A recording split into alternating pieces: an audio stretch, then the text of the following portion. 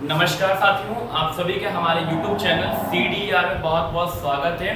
दोस्तों, आज हम पढ़ेंगे BCom second semester financial accounting. ठीक है, हालांकि आपका पेपर कुछ दिनों में आने वाला भी है, तो आप तैयारी तो कर ही रहे होंगे। तो चलिए हम कुछ इंपॉर्टेंट टॉपिक आपको पढ़ाएंगे जो आपके पेपर में मैक्सिमम आने की चांस है। ठीक है, पेपर में आपके पता ही होगा फाइनेंशियल अकाउंटिंग में दो पैटर्न है, एक न्यूमेरिकल है और एक थ्योरिकल है। दोस्तों, अभी मैं थ्योरिकल की तैयारी करवा रहा हूँ और पेपर जब करीब रहेगा तो कुछ इंपॉर्टेंट क्वेश्चन जो आपके पेपर में आने के चांसेस हैं उसको भी मैं करवाऊंगा। तो चलिए आइए आज हम पढ़ेंगे meaning and definition of accounting and after that भी हम रीड करेंगे क्या नेचर ऑफ अकाउंटिंग, उसके बाद हम पढ़ेंगे स्कोप ऑफ अकाउंटिंग। चलिए आइए देखते हैं। पहला क्या है, meaning and definition of accounting. Accounting से मतलब आपको क्या लगता है, अकाउंटिंग क्या होता होगा? अकाउंटिंग में क्या बोलते हैं हम? लेखांकन। क्या बोलते हैं? लेखांकन। ठीक है, लेखांकन क्या होता है आप बताइए, लेखांकन क्या होता है? हम लोग कॉमर्स के स्टूडेंट हैं, we are know that what is accounting. हम लोग 9, 10, 11, 12 BCom first semester second semester में आ गए, तो अभी आपको तो पता चल गया होगा अकाउंटिंग क्या होता है। आपने बहुत सारे लोगों से सुना होगा, यार मैं अकाउंटिंग का जॉब करता हूँ। आपने बहुत सारे लोगों से सुनता मैं अकाउंटेंट हूँ। आप लोगों ने बहुत सारे लोगों से सुना होगा कि we are doing purchasing, selling, invoicing in shop. ठीक है, हम एक शॉप पे काम करते हैं, वहाँ पे हम परचेजिंग करते हैं, सेलिंग करते हैं, डेली का ट्रांजेक्शन रिकॉर्ड करते हैं। वही तो अकाउंटिंग होता है भाई साहब। अकाउंटिंग का मतलब यही होता है कि किसी भी टर्म को, यानी टर्म कहे तो मॉनेटरी फॉर्म मतलब मौद्रिक पैसे के बात हो, हम क्या कर रहे हैं, दुकान खोले। ठीक है, दुकान में हमने क्या किया, 100 रुपए का सामान बेचा। अब हम 100 रुपए का सामान बेच रहे हैं और उस पर एक कॉपी पे रिकॉर्ड कर लिए या कहीं लिख लिए या उस पर पर्ची बना लिए, तो क्या हो गया, वही होता है। उसको रिकॉर्ड करना, रिकॉर्ड करने के बाद एनालाइज करना, एनालाइज करने को क्लासिफिकेशन करना। फॉर द एग्जाम्पल, आज मैंने 700 रुपए का परचेस किया और 1500 रुपए का सेल किया, तो जितना परचेस वाला ट्रांजैक्शन रहेगा उसको एक तरफ कर देंगे और जितना सेलिंग वाला रहेगा उसको एक तरफ कर देंगे। ये जो क्लासिफिकेशन है ये किसके अंडर में होगा? अकाउंटिंग अंडर में। तो हम लोग क्या करते हैं अकाउंटिंग अंडर? सबसे पहले लोग क्या करते हैं, हम लोग राइट करते हैं। ठीक है, रिकॉर्ड करते हैं, राइट कह सकते हैं, रिकॉर्ड भी कह सकते हैं। ठीक है, उसके बाद क्या करते हैं, चीजों को एनालाइज करते हैं कि ये किस नेचर का है, सेल वाला है कि परचेज वाला है कि पेमेंट वाला है। एनालाइज करने के बाद हम क्या करते हैं, उसको हम फिर क्लासिफाइड करते हैं। ठीक है, सी लिख देना, समझ जाइएगा। क्लासिफाइड करने के बाद क्या करते हैं, उसको हम फिर लेजर और जो भी बनाना हो उसको बनाते हैं। तो ये जो टर्म चल रहा है यही क्या होता है, अकाउंटिंग होता है। ठीक है, यही क्या होता है, अकाउंटिंग होता है। तो मीनिंग ऑफ अकाउंटिंग आएगा तो लिखिएगा। ठीक है, रट्टा मारने की जरूरत नहीं है। देखिए ये जो मैंने कॉन्सेप्ट बताया है ना, ये किसी बुक में आपको रटा हुआ नहीं मिलेगा। ठीक है, कॉन्सेप्ट बहुत क्लियर है।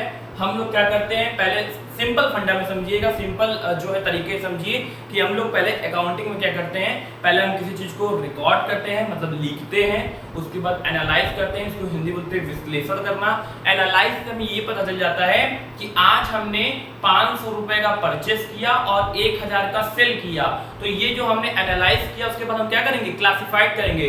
परचेस वाले ट्रांजेक्शन को अलग करेंगे, सेल वाले ट्रांजेक्शन को अलग करेंगे, और अब जो अलग अलग कर दिया वो क्लासिफाइड होता है। उसको हम क्लासिफाइड करने के बाद क्या करते हैं, जहां भी लेजर में उसको फिर ट्रांसफर करते हैं। तो ये जो प्रोसेस है, जो तीन प्रोसेस है, written, record, analyse and classification, ये किसके अंडर में आता है, ये अकाउंटिंग के टर्म में आता है। इसी को अकाउंटिंग कहते हैं।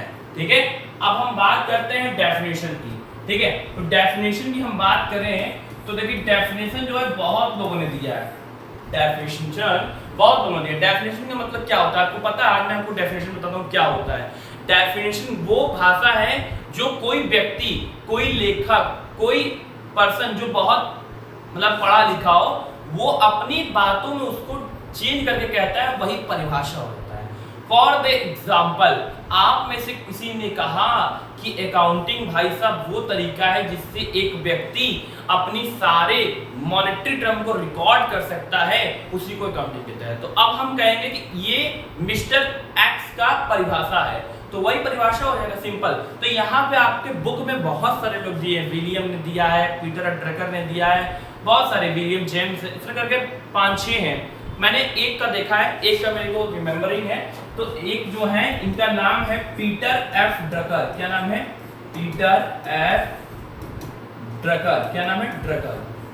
भाई इन्होंने कहा है कि अकाउंटिंग जो होता है भाई वो क्या होता है, एक प्रोसेस है जिसमें हम क्या करते हैं, चीजों को जो मॉनेटरी टर्म हो, मॉनेटरी टर्म कहे तो पैसे से रिलेटेड। अब ऐसा नहीं आज हमने क्या किया, अपने फ्रेंड को एक चॉकलेट गिफ्ट में दे दिया, तो वो भी मॉनेटरी टर्म नहीं हो जाएगा, वो तुमने गिफ्ट दिया है, वो भी अपने खुशी के लिए, और वो कहीं से भी बिजनेस के टर्म में नहीं आएगा। आज आपने अपनी फ्रेंड को एक चॉकलेट गिफ्ट में दे दिया, तो वो इसमें रिकॉर्ड नहीं होगा कि सर बोले हैं कि हम मॉनेटरी को रिकॉर्ड करते हैं, पैसे में इसको नहीं। पैसे का मतलब खरीद बेच पेमेंट हो, मतलब बिजनेस से रिलेटेड होना चाहिए, ठीक है। तो ये पीटर एफ ड्रकर ने कहा भैया कि अकाउंटिंग एक ऐसा प्रोसेस है या एक ऐसा टर्म है जिसमें हम क्या करते हैं, चीजों को रिकॉर्ड करते हैं, जो कि चीजों का मतलब हम ट्रांजैक्शंस, ठीक है, ट्रांजैक्शंस को रिकॉर्ड करते हैं जो क्या हो, मॉनेटरी टर्म यानी पैसे से रिलेटेड संबंधित हो, उसी को क्या कहते हैं अकाउंटिंग, और हमारे बिजनेस से रिलेशन रखता हो, ठीक है।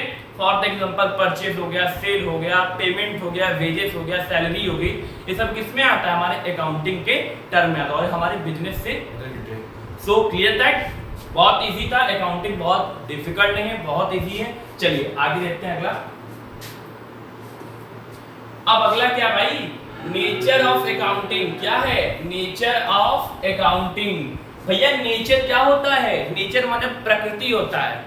मैं आपसे कहूं, अब मैं आपको पहले नेचर क्लियर करता हूं। देखिए हम जो चीज पढ़ने जा रहे हैं, क्या हमको उस चीज का मतलब पता है कि क्या होता है? अगर नहीं पता है तो वो पढ़ने का मतलब कि ऊपर से जाने का है, ठीक है। तो नेचर मतलब क्या होता है भाई? नेचर मतलब होता है प्रकृति। मैं कहूं कि आप बहुत अच्छे हैं, तो ये क्या हो गया, आपका नेचर हो गया, ठीक है। मैं कहूं कि आपका नेचर बहुत पॉजिटिव है, तो ये क्या हो गया, ये भी आपका नेचर ही हुआ। मतलब मैंने एक तरीके से आपकी क्या की, बढ़ाई की, अच्छाई की, तो ये क्या हो गया, आपकी खूबियां हो गई, और इसी को नेचर या विशेषता भी कहते हैं, ठीक है। तो चलिए आइए देखते हैं, पहला क्या है नेचर में, इसको प्रकृति कहते हैं। क्या कहते हैं? प्रकृति। मैं लिख दे रहा हूँ हिंदी में, ठीक है। इसको क्या कहते हैं? प्रकृति कहते हैं। क्या कहते हैं? प्रकृति, ठीक है। अब पहला हेडिंग क्या है, लेखांकन एक पेशा। पेशा मतलब क्या होता है भाई? पेशा किसी ने सुना है? पेशा क्या होता है? प्रोफेशन। प्रोफेशन, ठीक है। मैं कहूं कि एक टीचर हूं, ये मेरा क्या है? प्रोफेशन। आप कहें कि सर हम एक क्या है, अकाउंटेंट है, ये भी एक प्रोफेशन है। मैं कहूं कि एक मैं मैनेजर हूं, तो ये क्या हो गया? प्रोफेशन है, ठीक है। तो प्रोफेशन मतलब क्या होता है?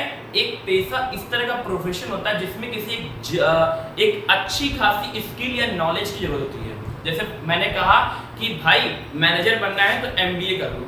एमबीए क्या है? एक स्पेशलाइज्ड डिग्री है, एक स्पेशल डिग्री है, और वो एक प्रोफेशन है, ठीक है।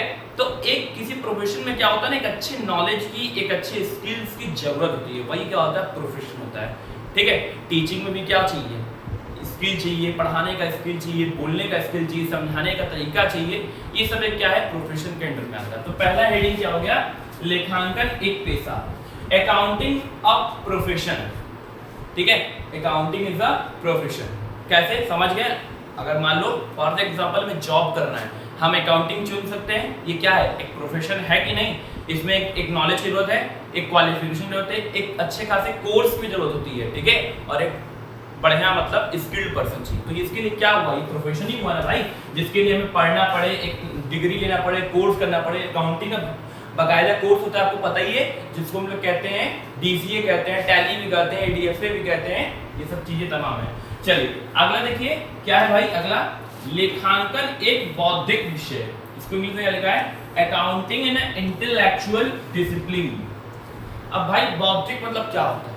बौद्धिक क्या होता है? बौद्धिक मतलब होता है जहां दिमाग की बात हो। दिमाग की बात कैसे हो गई यहाँ पे? मैंने कहा अकाउंटिंग में बहुत दिमाग लगता है, बड़ा दिमाग खपाना पड़ता है, इसको अलग करो, उसको अलग करो, परचेज को अलग करो, सेल को अलग करो, तो ये सब क्या है? ये सब दिमाग का खेल है। तो इसीलिए क्या है? बौद्धिक विषय, क्योंकि इसमें हमें एक अच्छे खासे नॉलेज की और अच्छे दिमाग की जरूरत होती है, ठीक है। अब ऐसा नहीं किसी को हम बैठा दिए जिसको कुछ अकाउंटिंग का ए भी नहीं पता है, वो क्या पर्सन अकाउंटिंग कर पाएगा? नहीं कर पाएगा, क्योंकि उसके लिए भी एक नॉलेज की अच्छी खासी जरूरत होती है। ठीक है, अगला क्या है? लेखांकन एक सामाजिक शक्ति, अकाउंटिंग अ सोशल फोर्स। अब सोशल फोर्स कैसे हो भाई? समाज जहां आ जाता है मतलब कि कुछ न कुछ तो बात है। समाज जहां आ गया मतलब समझ जाइए कि वो चीज हर जगह मिलेगा। आप आज के समय में, मैं प्रेजेंट टाइम की बात करता हूं, आप मेडिकल शॉप पे चल जाइए, हॉस्पिटल में चल जाइए, स्कूल में चल जाइए, कॉलेजेस में चल जाइए, आपको हर जगह अकाउंटिंग मिलना ही मिलना है। छोटे सी दुकान में भी चल जाइए, वहां भी अकाउंटिंग मिलेगा, क्योंकि अगला बनिया जो है वो भी रिकॉर्ड करता है फलाने का इतना बकाना है, फलाने का इतना बकाया, फलाने का इतना बकाया है। ठीक है, आज इन्होंने 2 रुपया कम दिया, आज मैंने 1 रुपया कम दिया, आज इनको 5 रुपया। तो यही होता है अकाउंटिंग, क्योंकि यहाँ दिमाग की जरूरत है। ठीक है, तो इसीलिए क्या है, ये एक सामाजिक शक्ति भी है। लेखांकन सबके लिए क्या है? सामाजिक शक्ति है, सोशल फोर्स है, क्योंकि समाज में आपको हर जगह मिलेगा। ठीक है, अगला चलते हैं, अगला पॉइंट क्या इसमें लिखते हैं। अगला पॉइंट है लेखांकन एक नीति निर्धारक शक्ति, यानी accounting a policy making force.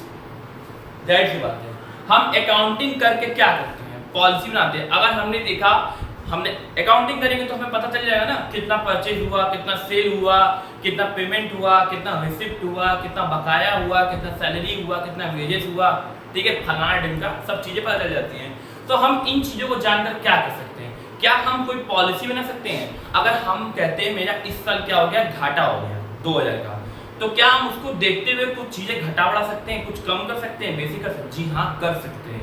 ये सब किसके अंडर में आता है? पॉलिसी मेकिंग के अंडर में। बोलिए क्लियर? चलिए अगला देखिए, स्कोप ऑफ अकाउंटिंग। स्कोप मतलब क्या होता है भाई? स्कोप मतलब होता है क्षेत्र। क्या होता है? क्षेत्र। मैंने कहा कि आपका बॉर्डर यहां से लेकर, मतलब जम्मू से लेकर जम्मू कश्मीर से लेकर कन्याकुमारी तक है। तो अब मतलब क्या हो गया कि इंडिया का स्कोप क्या है? जम्मू से लेकर कन्याकुमारी तक बॉर्डर है। ठीक है, उसके बाद जाएंगे तो हमें प्रॉब्लम हो सकती है। तो उसी तरह क्या है, अकाउंटिंग का भी एक अपना स्कोप है, एक अपना क्षेत्र है। ठीक है, अब इनका पहला क्षेत्र क्या है भाई? Verification of book keeping. It's good point, verification of book keeping. भाई अकाउंटिंग में हम क्या करते हैं? स्कोप में हम क्या करते हैं? बुक कीपिंग का वेरिफिकेशन करते हैं। अब बुक कीपिंग क्या होता है मत पूछेगा, चलिए अच्छा बता रहे हैं। आई होप आपको पता होगा, नहीं पता तो कोई बात नहीं, उसके लिए भी डोंट वरी। बुक कीपिंग क्या होता है? बुक कीपिंग को हिंदी में क्या बोलते हैं? बुक कीपिंग को हिंदी में बोलते हैं पुस्त पालन। क्या बोलते हैं? पुस्त पालन। अब पुस्त पालन क्या होता है? अब देखिए, हमने पढ़ा होगा कि भाई बुक कीपिंग 2 वर्ड से मिलकर बना है, बुक प्लस कीपिंग। बुक मतलब क्या होता है? पुस्तक। कीपिंग मतलब क्या होता है? रखना, फॉलो करना। ठीक है, ये सब चीजें होती हैं। और हिंदी बोले पुस्त पालन। पुस्त पालन 2 शब्दों से मिलकर बना है, पुस्तक धन पालन। ठीक है, पुस्तक मतलब क्या हुआ है? कोई बुक, और पालन मतलब क्या हुआ है? किसी चीज को फॉलो करना है। हमने बुक कीपिंग में क्या करते हैं? हम चीजों को रिकॉर्ड करते हैं। क्या करते हैं? सिर्फ रिकॉर्ड करते हैं। और कौन सी चीजों को, कौन से ट्रांजैक्शंस को?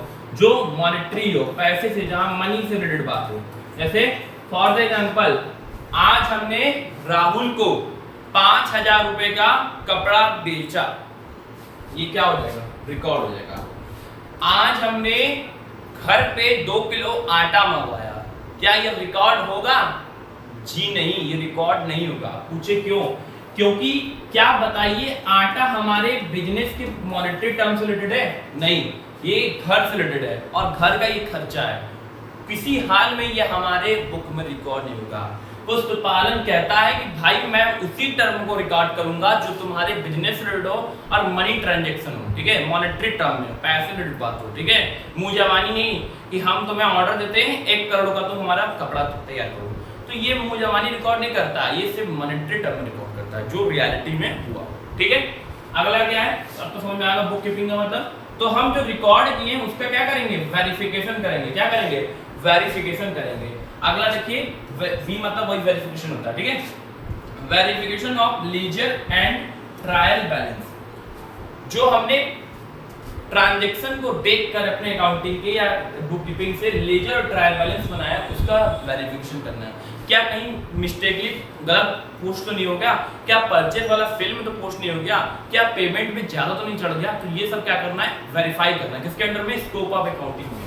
अगला क्या है, making trial balance from ledger, ledger से क्या करना, ट्रायल बैलेंस बनाना। ठीक है, सबके हम बैलेंस को देख के बनाते हैं ना कि परचेज अकाउंट का बैलेंस इतना है, ट्रायल बैलेंस चला गया, सेल्स अकाउंट में 50,000 है, चला गया, फिर पेमेंट में इतना है, चला गया। ठीक है, समझ में आ गया।